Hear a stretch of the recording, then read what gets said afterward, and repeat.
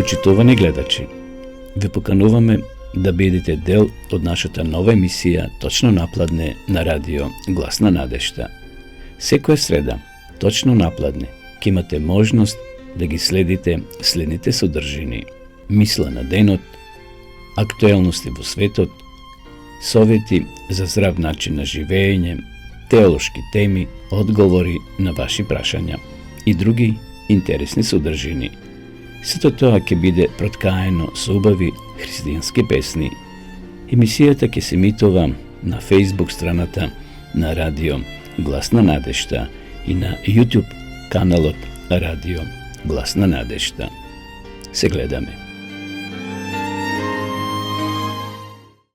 Почитувани гледачи, добар ден.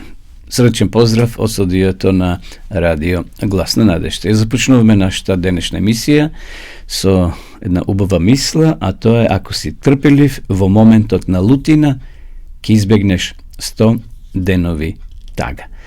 Нека ова мудра мисла не води денеска во овој свет во кој ние живееме, зашто навистина сите ние како да сме некако нетрпеливи, обтеретени со секакви терети, проблеми, и како да сме како балони, што би се рекло, и ако само некој не допре со нешто што е остро, и ние пукаме. Секако тоа го зборувам символично, но како е да е, мислам дека ова мисла има своја тежина. Сите ние сме искусили, ако донесеме нека одлука брзоплето, што некој рекол, ако брзо донесеме одлука, потоа на тенане ќе се каеме. Но како е да е, нека Господ ни помогне, бидејќи ова е една доблест, карактерна особина, на сите нас ни е потребна, значи да бидеме трпеливи. Кога ќе се случи нешто непредвидливо, кога можеби без ќе се појави во нашиот ум, во нашето срце, во нас, сепак да не донесуваме тогаш избрзани одлуки, зашто може тоа подосна не може да се исправи.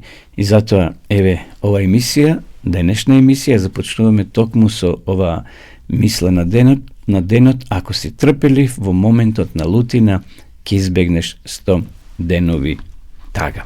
Почитувани гледачи, ве поздравам уште еднаш у студиото на Радио Гласна надежта. Следите дневната емисија Точно напладне. Би сакал сега в продолжение нова да споделам еден краток пример кој исто така се вика Точно напладне доаѓа тој. Секој ден точно напладне некој момче се појавувало на вратата во црквата. Накратко застанувало и заминувало. Значи, да ја појасниме сликата: црква, момче доаѓа секој напладне, застанува пред вратата на црквата, а потоа си заминува. Било облечено во една карирана кошула, со искинати фармерки и јакна, онака како што се и денеска обликуваат младите. Во рацете скоро секој ден носел хартиена кеса со пecivo. Значи имал некој кифла внатре. На парохот на свештеникот му било многу интересно, но и сумнително, па затоа еден ден го запрашал зошто доаѓа секој ден пред црквата, неколку минути тука застанува, а потоа си заминува. Свештеникот се сомневал во него, бидејќи многу такви луѓе како не влегуваат во црквата или влегуваат во црквата во даден момент за да украдат пари, ситни пари од црквата, и заминувале. Го прашал свештеникот: момче, зошто доаѓаш постојано секој ден пред црква, неколку минути се задржуваш, а потоа заминуваш? Доаѓам да се помолам, одговорил младото момче. Да се молиш? Што можеш да измолиш за толку кратко време, рекол свештеникот. Па, секој ден доаѓам до црквата напладне и кажувам: Исусе, Мартин е овде. И потоа заминувам. Молитвата е кратка, но јас сум сигурен дека Исус ме слуша. Неколку денови подоцна, по несреќата на работното место, момчето завршило в болница. Значи, тој ден не дошол пред црквата, бидејќи на работа се повредил и завршил во болница. Во болничката соба лежел со останатите болни пациенти. Но со неговото доаѓање, значи во bolničkата соба, меѓу креветите кај што лежеле болните, расположението во болничката соба целосно се променило. Наскоро таа соба станала постојка за сите на оделението во болницата. Млади и стари доаѓале кај него, а тој на сите им се насмевнувал и упатувал по некоја шега и охрабрување. Еден ден го посетил и свештеникот од црквата. Во придружба на медицинска сестра седнал покрај неговиот кревет. И сега свештеникот проговорил: ми кажа дека си имал сериозна повреда на работа, но дека и покрај сето тоа ти ги охрабруваш другите болни. Момче, кажи ни, како успеваш во тоа? Благодарејќи му на оној што ме посетува секој ден, проговорил момчето. И тоа ми доаѓа секој ден напладне во моја посета. Но тука никој не доаѓа напладне, го пресекла медицинската сестра. Доаѓа, точно секој напладне доаѓа. Застанува на вратата од собата и ми вели: Мартине, Исус е овде. И потоа заминува. Навистина, почитувани гледачи, каква вера имало ова момче. Тој визуелно не го гледал Исуса со своите очи кога доаѓал пред црква, но тој имал чувство и тоа го чувствувал в срцето дека Исус му доаѓал и се среќавале пред зградата, пред самата црква. Сега кога бил болен и кога завршил на болничкиот кревет, тој повторно со истата вера. Сега Исус му доаѓал во посета и му велел, како што тој самиот кажал: Мартине, Исус е овде. Нека и ова напладне денеска во нашите срца дојде Исус Христос и ние да кажеме: Исусе, јас сум овде, Томе е овде, а Исус ке ни одговори: Томе, Исус е овде. Поздрав до сите вас, почитувани гледачи, и ви посакуваме денеска да имате убав и благословен ден. Одеме сега со една убава христијанска песна.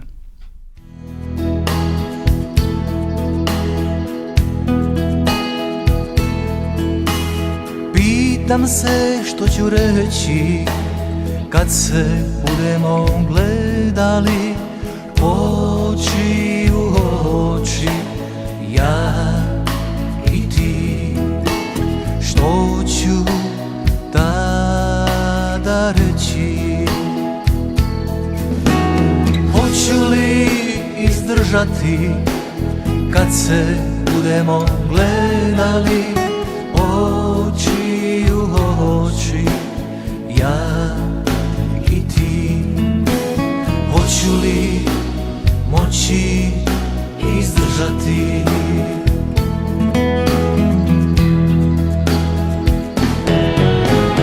Kad se budemo gledali oči u oči, kad se budemo sreli ja i ti. Sjeti se da sam samo čovjek, sjeti se da sam samo čovjek, a Bog da si ti,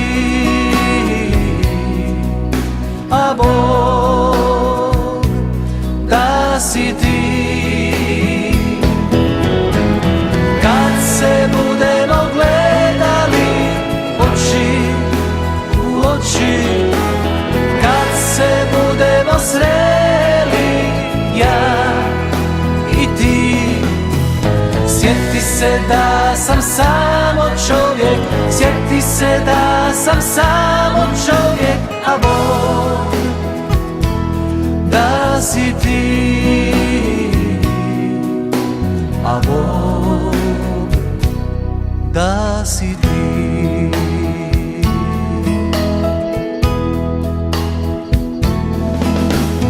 Kakav li ću biti kad se budemo gledali oči u oči, ja i ti. Kakav li ću onda biti? Kakav će to biti susret kad se budemo gledali oči u oči, ja i ti. Jedan čovjek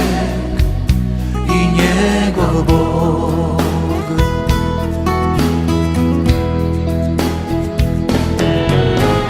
Kad se budemo gledali oči u oči, kad se budemo sreli ja i ti, sjeti se da sam samo čovjek, sjeti se da sam samo čovjek, a Bog da si ti, a Bog da si ti. Kad se budemo gledali oči u oči, kad se budemo sreli ja i ti, sjeti se da sam samo čovjek, sjeti se da sam samo čovjek, a Bog da si ti,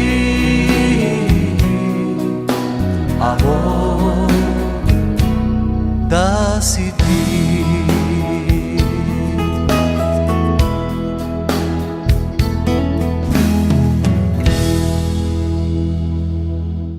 Продолжуваме со нашата емисија, почитувани гледачи, точно напладне со вас со радио Гласна надежда. Секоја среда во 12 часот ние сме овде и верувам дека и вие сте со нас. Што се однесува до рубриката Актуалности во светот, овие денови и самите бевте сведоци, слушаме на телевизија, на радио, читаме на интернет дека се случуваат големи катастрофи, природни катастрофи во целиот свет. Додека на овие простори овде во Европа беснеат снегови, ветришта, дождови, поплави, во Австралија се големи горештини, големи пожари, се евакуираат цели села и градови, но исто така овие денови се случи на вистина голема трагедија, жестока бура во Калифорнија. Евакуирани се куќи, се појавуваат урагански удари на силни ветрови, дури има и мртви. Замислите, океанот се подигнал бранови од 18 метри. Тоа е една зграда, можеби од 10 на 15 спратови. Толку високи бранови. Но, повторно, сето тоа јас ќе го поврзам со Библијата, со пророштвата. Читајќи го Светото писмо, почитувани гледачи, Бог однапред не предупредил на вакви катаклизми, на вакви појави што се случуваат и денеска. Во минатото секако дека имало такви, меѓутоа како одиме кон крајот на завршницата на овој свет, такви појави ќе има се повеќе и повеќе. Одеднаш се случува, се појавува ветар, не онај нормален ветар да дува, туку ветар кој носи кровови, кој откорнува стебла, дрвја, прави големи штети. И еве што кажал самиот Исус во Евангелието според Лука, 21 глава. Ке има знаци на сонцето, на месечината, на звездите, а на земјата, слушайте сега што пишува, народите ќе бидат опфатени од страв и збунетост, од бучењето и од морските бранови. И затоа ова што се случило во Калифорнија, ве читам овде, значи компјутерот ми е отворен, 18 метра високи бранови, загинале и луѓе, некои се исчезнати во тие силни бури на централниот брег во Калифорнија. Се срушени молови, значи трговски центри, крововите им се однесени,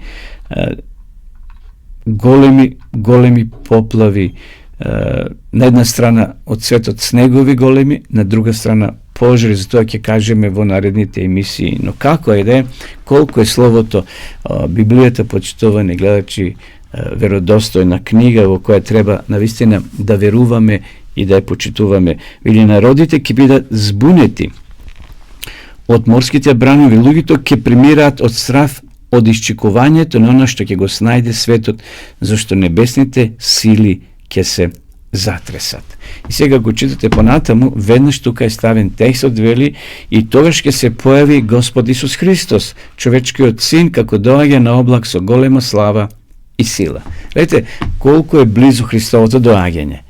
После ове силни пророштва, кои денеска се исполнуваат во наше време, овде Matej, odnosno Luka, go najavo, veli Hristovoto vtoro doaganje. Znači, koga togaš, tokmu u ovo vreme, koja će se pojavati takvi fenomeni čudni u svetot, Luka veli, togaš, u blizinu na to vreme, će se pojavi Isus Hristos.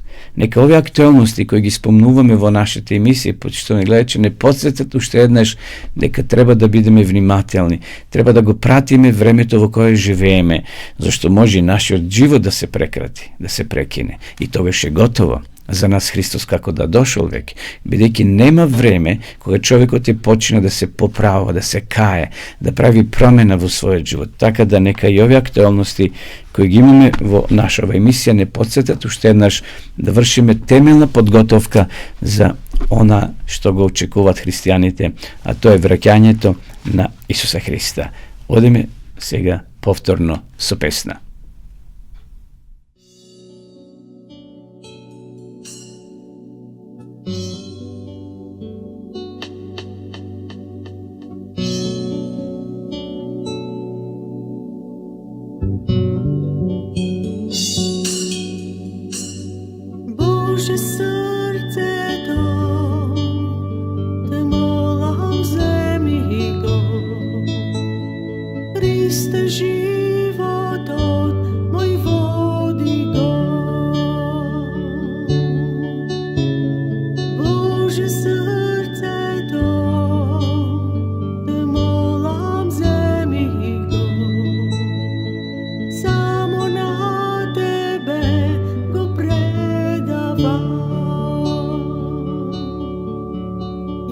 Već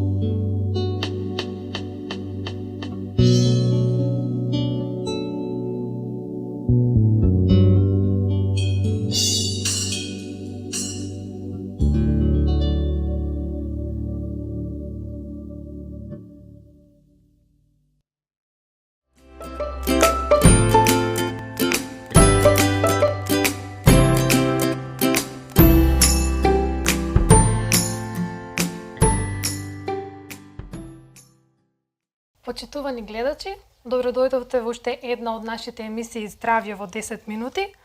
Како што кажавме минатиот пат, и овој пат разговараме со Сања. Сања е медицинска сестра и студент на медицинскиот факултет во Скопје. Во претходното видео зборувавме за здравјето, за болеста, за факторите кои што учествуваат во нивното одржување или нарушување. Споменавме за биолошките фактори и имунитетот. Денеска подетално ќе зборуваме на таа тема. Кои се биолошките фактори кои што учествуваат во нарушувањето на здравјето? Значи, биолошките фактори, јас не верувам дека нема некој кој што не ги знае, но добро е да се повторат. Биолошките фактори кои што се причинители за настанување на болеста, нам не се многу добро познати и верувам дека се многу актуелни изминативе неколку години, поготово со ситуацијата. Така е, да. Тоа се бактериите, грам позитивни или грам негативни. Ги имаме тука вирусите, протозоите, габите, рикеци и така натаму. Оние кои што се најпознати или кои што се најчести кај луѓето, и верувам дека секој еден од нас ги слушнал, се пример Ешерихија коли, различни видови на стафилококи, стрептококи, тука е хемофилус инфлуенце, па ако имаме ХИВ, хепатитис вирусот, сите негови подгрупи, клостридиум тетани, значи тетанус, дифтерија, колера, која што била многу актуелна за време на владењето на кралицата Викторија, да. Познато. Изминативе 2 години, како што реков, COVID-19, исто така полио, значи тоа се едни од најпознатите кои што ги знаеме до сега. Како тие действуваат во нарушувањето, да се навратиме на прашањето. Да. Значи, кога некоја од овие бактерии или вируси ќе одлучат да нивното следно живеалиште биде човековиот организам, тие треба да започнат со една работа која што дефинитивно не е едноставна, значи многу комплицирана и треба да поминат низ многу врати или бариери за тие да можат да действуваат во нашиот организам, секако негативно. За среќа телото е така совршено направено да има повеќе начини како да се одбрани од оваа инвазија на патогени микроорганизми. И нема да ве оптеретувам со некои многу медицински жаргони, но мислам дека е неопходно да го објаснам сето ова на еден поразбирлив начин, да. Така да. Па можеме да продолжиме понатаму. Значи, како што кажа, не сме оставени сами на себе во борбата против сите овие вируси и бактерии, така да поедноставно да го кажеме ова. Нашата одбрана е имуниот систем, па еве може ли да кажеме нешто повеќе за тоа што е тоа имун систем и како работи на поедноставен начин, како што кажавме, за да може сите да разбереме. Така е, значи имуниот систем представува еден адаптивен систем на одбрана со кој што човекот или работниците, значи кој има само кај работниците, можат да се одбранат од инвазијата на микроорганизмите. Некои веќе ги спомнавме претходно и исто така не само микроорганизмите, туку и канцерогените клетки кои што настануваат во нашиот организам. Значи има можност да се одбрани од нив. Значи не ни служи имуниот систем само за одбрана од вируси и бактерии, туку од и многу други работи, како што спомна, од канцерогени клетки и некои други нешта, така? Така е. Значи создава огромен број на различни видови на клетки, молекули и протеини, кои што се способни специфично да препознаат разни видови на микроорганизми, но исто така и собственото тело, како што го спомнавме веќе тоа. И овие клетки и молекули действуваат на еден толку заплеткан начин, комплициран начин да ја изгледа многу по-комплексно од начинот на кој што нервите функционираат во нашето тело. Двата начини во кои што главном имуниот систем знае и може да действува се препознавање и одговор. Може да препознае најмала хемиска разлика по кој патогените се разликуваат еден од друг, да знае дали е некоја бактерија стафилокок или стрептокок. Исто така ги разликува туѓите од сопствените клетки, сопствените протеини и кога ќе ги препознае туѓите клетки, туѓите микроорганизми, ќе создаде еден одговор или ефекторен одговор каде што на разни начини ќе се обиде да ги неутрализира или да ги убие микроорганизмите кои што настанале, дали е тоа лиза или опсонизација или некој друг начин да не ве. Да, сето тоа со цел нам да не одбрани од нападот. Така. Еве кога веќе сме на оваа тема, Например, низ кои етапи треба да помине еден микроорганизам, односно една бактерија или вирус, со кој што ние ќе дојдеме во контакт за тој да предизвика болест. Во минатата емисија веќе спомнав на крајот дека денес ќе зборуваме за првата и втората одбрана или линија на одбрана од страна на микроорганизмите кои што ги поседува имуниот систем. Па за да влезе еден микроорганизам во нашето тело и да почне да действува и да направи некој проблем, потребно е да помине низ неколку бариери и така започнува со првата бариера, па имаме првата линија на одбрана од страната на човековото тело. Како што знаеш, најголемиот орган во човековото тело е кожата. Кожата. Значи има преку 2 метри квадратни површина. Исто така тука спаѓа дел и мукозните мембрани кои што ги имаме, значи во нашиот респираторен систем, дигестивен тракт, урогенитален и површината на овие слузници е некаде околу 400 метри квадратни. Значи тоа е навистина една голема површина. Физичките бариери кои што ги спомнав, кожата и мукозните мембрани, значи действуваат така што пример кожата го спречува влегувањето на микроорганизмите внатре. Затоа е потребно да ја негуваме нашата кожа, да биде здрава, бидејќи ако е оштетена, ако има пукнатини, може многу полесно бактериите да навлезат внатре. Пример, мукозните мембрани, кожата го спречува влезот на микробите, така што има пример и кисела pH, тоа го спречува растењето на микробите. Слузниците и нивната нормална флора исто така се спротивставуваат на микробите така што спречуваат тие да се поврзат за одредени рецептори на кои што тие би се поврзале за да може да предизвикаат некоја болест. Исто така во респираторниот систем тој е обложен со респираторен епител, значи таа е една мукозна слузница која што на својата површина има влакненца или цили кои што постојано треперат и со нивното треперење штетните материи и микроби или прашината која што е вдишана се обидуваат да ја изнесат надвор. Имам една многу убава слика и видео кое што можете да го видите на интернет да побарате, каде што буквално се прикажува како тие цили треперат и се обидуваат да останат сето она што им е страно. Интересен механизам.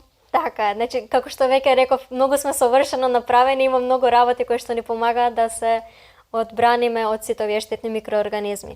Исто така имаме хемиски бариери, веќе ја спомнав pH. Ова во првата линија на одбрана спаѓа сето, така? Сето тоа, да. Лизозими, имаме потта, лизозимите тоа се ензими кои што кога цепат бактерискиот клеточен зид и кога ќе ја расцепиме нивната структура, тие не може да действуваат. Да. Потоа имаме интерферон, тоа е една група на протеини која што прави да неинфицираните клетки да можат да се одбранат од потенцијалното инфицирање. Исто така имаме неклеточни елементи, тука спаѓа комплементот, кој навистина треба да му се даде еден комплимент, бидејќи действува навистина многу убаво. Тој ги лизира микроорганизмите или ги јаде, ги уништува и помага олеснувањето на фагоцитоза. Повторно фагоцитоза е процес на уништување или на јадење на штетните материи. Исто така, кога веќе ги спомнав фагоцитите, имаме, тоа се клетки на неспецифичниот или на првата линија на одбрана, каде што... Само да појасниме што значи тоа неспецифичниот, дека ги напаѓаат сите микроорганизми, така? Без да... Значи, тие не се специализирани за одредени, туку тие функционираат во секој момент кога нешто што им е страно, ќе дојде во контакт со сите непријатели. Да, значи, овие фагоцити ги има пример во белите дробови, па затоа имаме алвеоларни фагоцити, имаме во црниот дроб, тука се наречени купферови, во клетките на коските ги имаме остеоцитите и многу други. И исто така имаме некои други клетки кои што учествуваат во овој систем, кои што не би сакала да... Навистина е интересно и ова кај е доволно комплицирано, веројатно уште покомплицирано ако се оди подлабоко во оваа тема. Еве, до сега зборувавме за првата линија на одбрана. Така, сето тоа што го кажавме досега спаѓа во таа прва линија на одбрана. Така. А што со втората линија на одбрана и како таа пак функционира?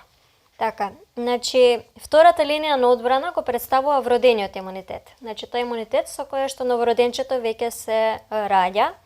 Замислете некоја бактерија да ја пробила првата бариера на одбрана. Значи веќе спомнавме што се функционира. Сите тие работи што ги набројавме до сега ги поминала и сега има нова препрека. И сега потребно е да делува и тоа го прави нашиот организам со помош на неспецифичниот вроден имунитет. Вродениот имунитет вклучува повеќе компоненти, значи секогаш е многу покомплицирано од тоа што е. Па така го имаме комплементниот систем на протеини, кој што веќе го спомнав, значи нив ги создава црниот дроб, понекогаш и гастроинтестиналниот тракт. Имаме професионални фагоцити и клетки природни убици или natural killer cells, кои што се борат, но тие мора да бидат активирани за да почнат да действуваат. Исто така не спомнав претходно дека имаме и фагоцити кои што се наоѓаат во мозокот. Тоа се микроглија клетки кои што помагаат во уништување на микроорганизмите кои што би стигнале кон мозокот. Така. Доста интересно навистина и доста комплицирано, иако верувам дека ова е само површината на темата околу имуниот систем, но се надевам дека гледачите сватија дека не сме оставени самите на себе кога станува збор за одбрана од разни микроорганизми. И сега ни останува уште да зборуваме следниот пат за третата линија на одбрана, така? Така.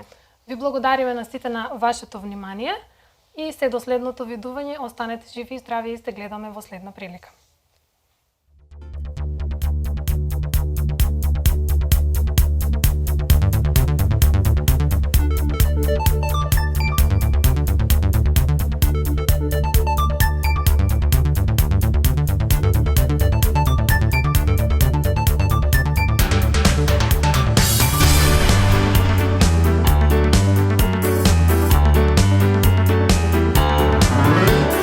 Машките сме силни, трчаме побрзо.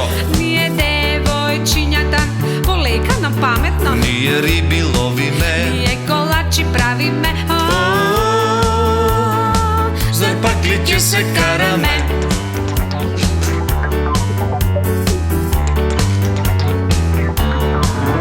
А за топка сме ние, прави мајстори. Но за скок преку јаже баш сме повешти. По-добро играме шах. Баш ни е крижа за шах. Вистинска војна настана. Зошто се карате и се расправате и не е баш за похвала? Во разновидноста се крие вредноста, богатството на сите нас. Сите ние, момче и девојче, имаме разни Божи дарови, сложно со љубов да ги делиме, со тоа Бога ние го славиме.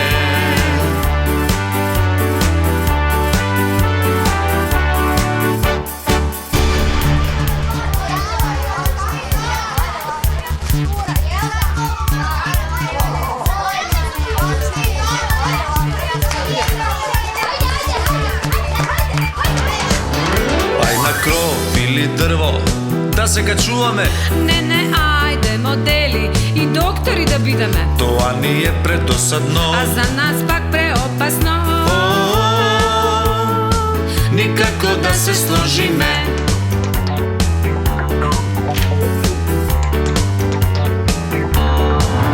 А на велосипед, вие толку смешни сте. Но со ластик да играте, ич не знаете. Поубаво глед цртаме. Баш сакаме да видиме.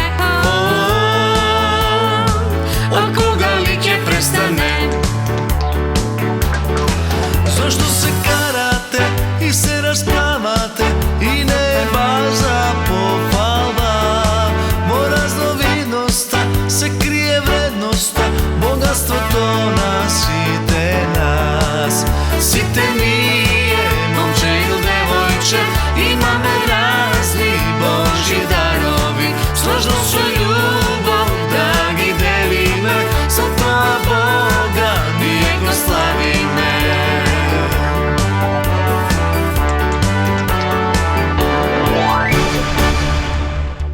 Почитувани гледачи, вие следите дневната емисија точно напладне на радио Глас на надежта. Поздрав до сите вас кои во меѓувреме се вклучивте и ја следите нашата емисија. Емисијата се емитува, како што и сами знаете, на Facebook страната на Радио Гласна надежда, но и на нашиот YouTube канал Радио Гласна надежда, каде што може да ја гледате подоцна и да ја споделите со вашите пријатели, со вашите познаници. Би сакал во ова теолошка тема што кратко ќе имаме сега да малку кажам повеќе за правата вистина за Марија во Библијата. Мислам на мајката Исусова Марија, зашто знаете во поедини верски заедници на Марија се дава голем публицитет, голем авторитет, дури ја креват поголема и повисока да биде дури од самиот Исус Христос, спасителот на светот. Значи, некои ја сметат дека таа е жива, дека е воскресната, вознесена на небото, но еден дел на христијаните се држат дословно за Библијата и веруваат она како што пишува во Новиот Завет, и ние ќе видиме во ова кратко размислување која е вистинската Марија, односно правата вистина за Марија, мајката на Исуса во Библијата. Вистинската Марија, почитувани гледачи, според Библијата е ослободена од традицијата и заблудата. Денеска, на жалост, многу луѓе веруваат во традицијата. Ние ќе посветиме посебно предавање, посебно размислување во една од наредните емисии за традицијата. Секако има и добри традиции, кои се позитивни, кои се втемелени на Библијата. Меѓутоа, има мноштво традиции, обичаи кои се воспоставени од страна на луѓето и денеска многу се збунети, бидејќи скоро во секој село, во секој град има различни традиции за исти појам или за исти библиски текстови кои ги тумачат на различити начини. И затоа би сакал врз основа на Библијата, на Новиот Завет, да ја откриеме вистината за Марија, низината улога и низината вера. Библиската вистина за една од најважните личности во историјата на христијанството лежи токму во самото писмо, во самата Библија. Секако, ние не ја намалуваме вредноста на Марија, како жена која го родила Исуса Христа. Меѓутоа, таа не е спасител, таа не е откупител, таа не може денеска да ни помогне, зашто само жив човек на жив може да му помогне. Таа е мртва, покојна и чека воскресение. Дали Марија, почитувани гледачи, е небесна царица или кралица, или понизен слуга на Господа? Затоа ќе дознаеме вистината токму денеска. Еве ќе спомнам 8 брзи факти за Марија во Библијата. Прво, Исус никогаш не ја нарекува мајка, туку жена. Еве, ќе прочитам текстови од Евангелието според Матеја, 12 глава. Но тој му одговори на нешто му кажа: каде е мојата мајка? А кои се моите браќа? А тој подаде рака кон своите ученици и рече: еве е мојата мајка и моите браќа. Зашто која врши волјата на мојот татко, кој е на небесата, тој ми е брат, сестра и мајка. Значи, го прашале: те вика мајка ти. Меѓутоа, често пати Исус не ја поценувал како мајка, меѓутоа, кон неја го потребува еден по-интимен збор, а тоа е жено. Кога, например, во Кана Галилејска, кога биле на свадба Исус со мајка му Марија, и кога снемало вино, Марија оди ка Исусе, вели: Исусе, немаат вино домакините. Исус ја рекол: жено, што имам јас со тебе, мојот час се уште не е дојден. Тоа е текстот во Јован 2 глава 4 стих, кога биле во Кана Галилејска на свадба. Потоа, кога Исус ја видел мајка си покрај ученикот таму кај крстот, еве што кажал: жено, еве го твојот син. Потоа му рекол на ученикот: еве ја мајка ти. И од тој час тој ученик ја одведе кај своите. Значи, и при самата смрт Исус се грижал за својата мајка, но ја нарекува жено. Значи, тој бил најприсен, близок однос и почет кон својата мајка. Исус 33 години никош не направил проблем на Марија. Второ, никој од апостолите никогаш не се молел. Значи, тоа уште еден доказ дека Марија е една обична жена, која имала предност и чест да го роди Исуса, но апостолите не ја дават никаков публицитет. Значи, не постои запис каде што некој од Исусовите ученици се молел, ја обожавал, ја повикувал или влијаел или посредувал кај Марија. Кај паганите исто така to je neprihvatljivo, na primjer, da neko ete Marija prihvaća kako božestvo. Evo da pročitamo još jedan tekst, vo dela 14. glava, 14. i 15. stih. Lugi, zašto go pravite to, a nije sme samo lugi kako tebi i ti propovedame da se svrtiš od ove sujeti kon živi od Bog koji go sozdade, gi sozdade neboto i zemljati i moreti sve što vo njih.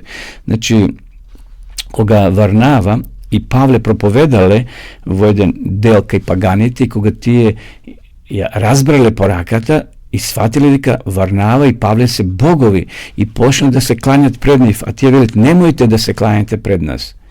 Nije sme obični suštestva i gi nasočile kon Bog. Isto taka, koga Jovan bogoslov na ostrovu od Patmos dobil videnje angel koga mu se javil i to je sakal se pokloni, a angel što rekao, nemoj, i ja sam sluga gospodov. Pokloni se na gospoda Isusa Hrista. Tako da gledame, nito apostolite ne ju davale golem publicitet na Marije. Treto, sama ta Marija priznava da je bila grešnica koja ima potreba od spasitelja. Evo, čitame v Luka 1. glava 46. i 47. stih. A Marija reče, moja ta duša go proslavува Gospoda i moj duh se radova vo Boga, moj spast. Gledajte, ta lugito gi nasučuvale kon Isusa, kon Bog, i ta se čustovala grešna, zašto je grešna priroda, žive vo grešna priroda, tako da i sama ta Marija priznava дека spasitelot je Isus Hristos. Četvrto, последното спомнување на Марија во Библијата е во времето на собирањето на молитва на учениците. Еве читаме во Дела 1.14.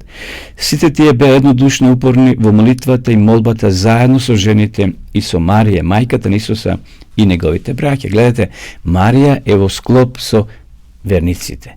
Таа не е издвоена, да има некој посебен авторитет и чест да и прават луѓето, туку било еднакво со останатите жени, со останатите верници кои се собирале после Христовото заминување, односно вознесение. Таа била, значи, во таа толпа, во таа маса на првите христијани следбеници на Исуса Христа. Пето, се верува дека Марија имала и други деца после раѓањето на Исуса Христа. Или читаме во Марко 6.3. Зар не е тоа столарот, синот на Марија, братот на Јаков и Јосим и Јуда и Симон? Нели неговите сестри се тука меѓу нас и тие беа навредени поради него? Еве, уште една точка, значи станав странец за моите браки, странец за децата на мајка ми. Тоа е пророштво од Псалом 6.9.8. Шеста точка. Титулата е доделена од католичката црква, на жалост, како небесна царица. Денеска, на жалост, кај католиците, Марија има висок публицитет и висок ранг. Ставена е, значи, како небесна царица. Но Библијата, рековме, не и дава таков авторитет. Понатаму, седно, Марија заслужува почит, но не поклонување. Марија е благословена меѓу жените поради улогата што му служила на Бога, да иницирана или осветена преку Духот Свети, таа го родила Исуса Христа. Таа умрела како и сите други грешници. Таа не е однесена во рајот, таа го чека воскресението заедно со сите други верници. Еве уште еден текст во Лука 1 глава 48 стих. Зашто гледаше на безначајноста на својата слугинка, зашто ете од сега сите поколенија ќе ме нарекуваат блажена. Значи, зборот блажен во еврејското тумачење значи среќен. Да, Марија била среќна што имала таа привилегија да биде носител, да биде таа жена која ќе го роди Исуса Христа и го дала најголемиот подарок на оваа земја. Значи, Марија е една опаковка, да кажем, а внатре е најголемото богатство, а тој Исус Христос. Значи, човештвото го добило најголемиот подарок во облик на бебето Исус, кој Марија го родила. И осма точка, Исус Христос е единствениот посредник помеѓу луѓето и Бога. Не е Марија посредник, не се ниту свештениците, светците, ниту некои верски лидери. Исус Христос е нашиот посредник. Еве што каже апостол Павле во 1 Тимотиева 2.5. Затоа што еден е Бог и еден е посредник помеѓу Бога и луѓето, човекот Исус Христос. Спасението е само преку верата во Исуса Христа не сме спасени со добри дела, ритуали, тајни, исповеди и така натаму. Значи, Павле понатаму ќе запише во Ефесјаните 2 глава 8-9 стих, зашто по благодат сте спасени преку верата и тоа не е од вас, тоа е Божи дар, не по дела, за да не се фали некој. И затоа, почитувани гледачи, да ја следиме Библијата, да не слушаме црковни водачи, деноминации, институции кои зборуваат и дават погрешна слика за Марија, туку да го слушаме самото Божјо Слово, да се допрашаме до Бога. Значи, читајте го Новиот Завет и ќе добиете одговор на вашите прашања. Но еве, ние сме тука, поставете и други ваши прашања, ќе се подрудиме врз основа на Библијата. Гледате, јас читам библиски текстови и го тоа пренесувам до вас, а вие самите проверете. И затоа, кога Исус ќе дојде, ако бидеме во групата на спасените, секако веруваме дека и Марија ќе биде спасена и таа ќе воскресне, ќе може да разговараме со неја, да ја прашаме и да видиме како таа се чувствувала во тие моменти кога родила Исуса Христа, но и во оние тешки моменти кога стоела покрај крстот, кога само Јован бил поред неја, другите ученици се разбегале, вели Библијата. Како ги поднела тие тешки мигови кога гледала Исуса Христа на крстот, како умира, како спасител на овој свет. Еве, тоа беше темата за ова наша денешна емисија. Продолжуваме со песна.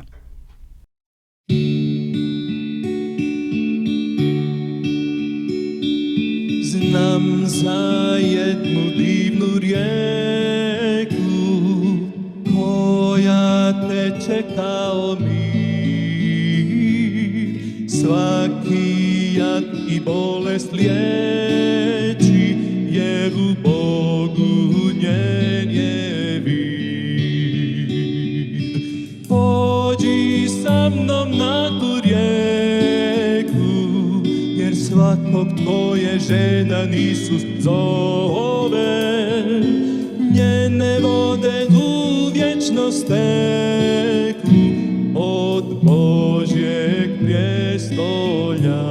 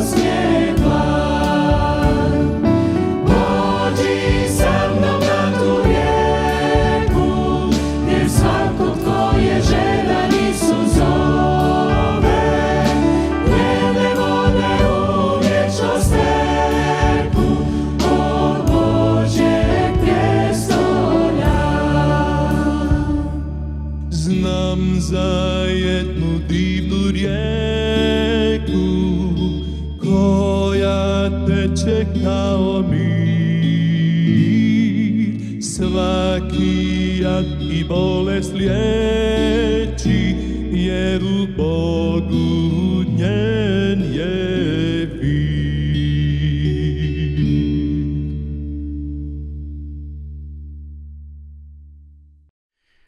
Почитувани гледачи, вие следите емисијата, дневната емисија, точно напладне, секоја среда во 12 часот. Одиме понатаму со нашата програма, доаѓаме до рубриката Одговор на ваши прашања. Имаме следно прашање, дали Исус бил распнат на крст или бил обесен на дрво, како што некои тумачат. Мислам дека одговорот е многу јасен. Читајте ги сите 3 евангелија, односно 4, jaz bih sakal сега да прочитам, за да дадам директен, конкретен одговор на прашањето дали Исус бил распнат на крст или обесен. Напред да споменеме дека римјаните, според нивните обичаи и традиција, ги распнувале луѓето на крст. Значи, не ги обесувале. Знаете, ќе најдете некои фотографии кај што Исус е распнат на крст, но кај некој е така се држи, значи обесен на дрво, Исус како виси. Меѓутоа, јас ќе читам библиски текстови, нема да ги читам сите поради времето, но може да отворите со мене во Лука 23 глава и овде имате мношто текстови, вели распнување поднаслов. Значи Исус го носил крстот и вели 26-тиот, и кога го поведо, го фатија некој си Симон Киринеец, кој се враќаше од поле, па врз него го ставија крстот за да го носи по Исус. Значи Исус го носел по тој пат Долороса, Вија Долороса во Иерусалим, околу 2 километри. Исус паднал по теретот на крстот. Исус бил истоштен, физички уморен, скоро 2 дена бил испитуван, може би бил и гладен секако, но физичката болка, душевна и психички била потешка, таа го навистина оптеретила. И овде вели писателот Лука, крстот го дале на овој човек кој се враќал од поле да му помогне на Исуса, Симон Киринеец. Понатаму вели, а водија и други двајца разбойници, 23 стих, читам во 23 глава. И водија други двајца разбойници за да ги погубат со него. И кога дојде на местото наречено Голгота, таму го распна, едниот одесно, другиот одлево. Исус рече, татко, прости ми, така натаму. Значи, овде пишува дека Исус, еве го текстот, бил распнат на крстот. Значи, Исус бил распнат на крст, почитувани гледачи. Исус не бил обесен, туку бил распнат. И таму тој починал, како што спомнавме и во минатата емисија, бил распнат некаде во 9 часот предпладне, цели 6 часа висел негде напладне, значи точно напладне, тој умира. И тој дел од Голгота го покрило мрак, темнина, значи додека Исус се борел за живот, ни самиот Бог вели во книгата Коплаче на вековите, не сакаше да ги гледа тие маки, туку пушти темнина. Исус умира и затоа Исус кажува, татко мој, ако е можно да ме поминува чаша, или пак тоа го кажал секако во Гециманија, но претходно овде на крстот вели, татко мој, зошто ме остави. И затоа овде Исус умира на крстот и знаеме дека пред да умре беше веќе околу 6 час кога настана темнина. Значи 6 часот според римското сметење на времето е 12 часот напладне, при што сонцето ја изгуби својата светлина, завесата во храмот се расцепи на средина. Тогаш Исус извика со силен глас, тоа што сакав сега да го нагласам уште еднаш, татко, го предавам својот дух во твои раце, и така натаму. И сега Исус умира. Значи, одговор на прашањето кое го поставивте, почитувани гледачи, дали Исус бил распнат или обесен, Библијата вели дека бил распнат на Голготскиот крст. Еве толку како одговор на ова прашање. Одеме сега со уште една песна.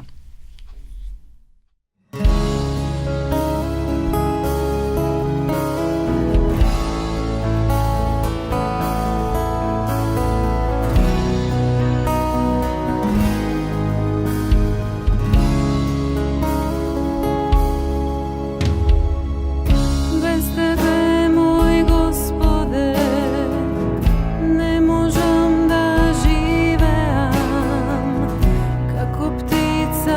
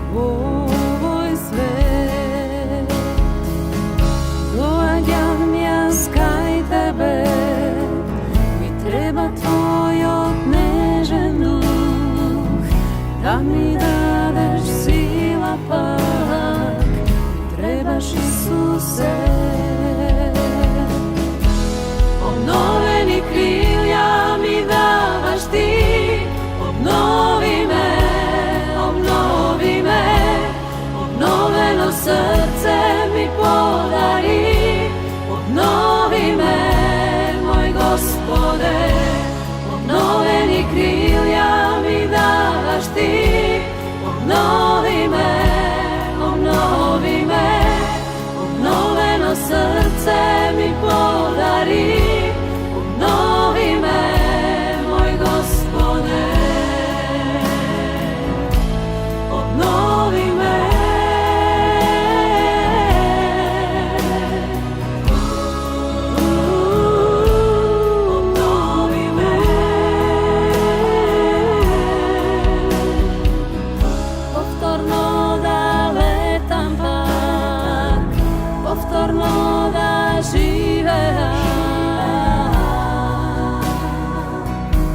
Obnovi me,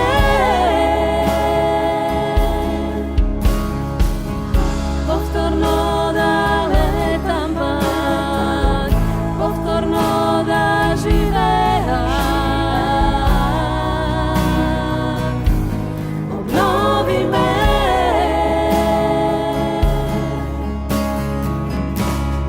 ti si silata moja, ti si nadešta moja.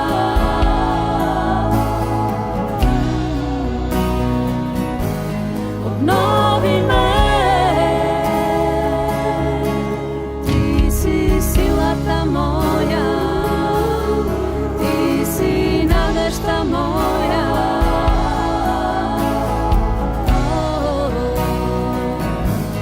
Obnovi me.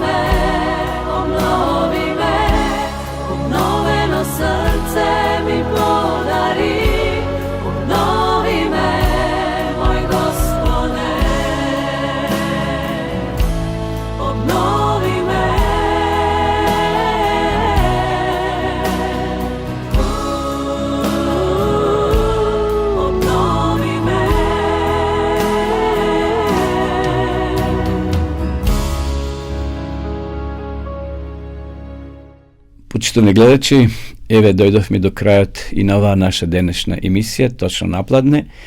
Благодарам на вашето внимание, на вашата заинтересираност, што сакате да ја следите оваа програма. Ке ви препорачам да препорачувате и вие на ваши пријатели, сограѓани кои сакат да ги следат овие наши информации кои ги споделуваме во оваа наша денешна емисија. Би сакал и денеска да ви понудам повторно Свето писмо, Библија. Значи сите вие кои сакате да имате оваа света книга, да не ја читате по интернет, на мобилен, ќе имате во ваша собственост, во печатена форма, значи бесплатно ја нудиме, имаме спонзори, така да еве ќе подаруваме Библијата, Свето писмо. Напишете на нашата адреса, еве доле ќе ја прочитате, значи на екранот, нашиот телефон, пишете во порака или напишете на мејл. Пишете ваши прашања, значи кои ве измачуваат, ќе бидат анонимни ако не сакате да ве спомнеме, но ќе биде интересно да се добие одговор, зашто и останатите слушатели ќе може да го добијат тој одговор на вашето прашање. Уште еднаш ви посакувам секое добро во деновите кои се пред нас. Господ да ве чува, да ви даде нови искуства, да ви даде радости токму во деновите кои се пред нас. Поздрав и се гледаме во наредната емисија.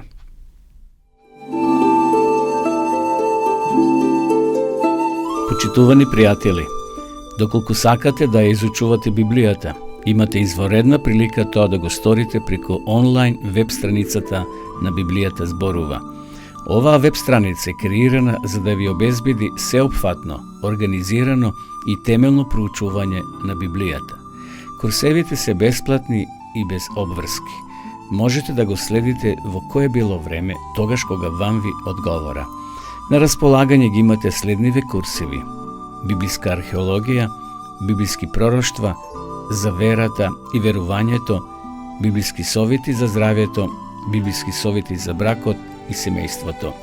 Запознајте ја Библијата, Светото писмо на Стариот и Новиот Завет, преку курсевите на интернет или во печатена форма.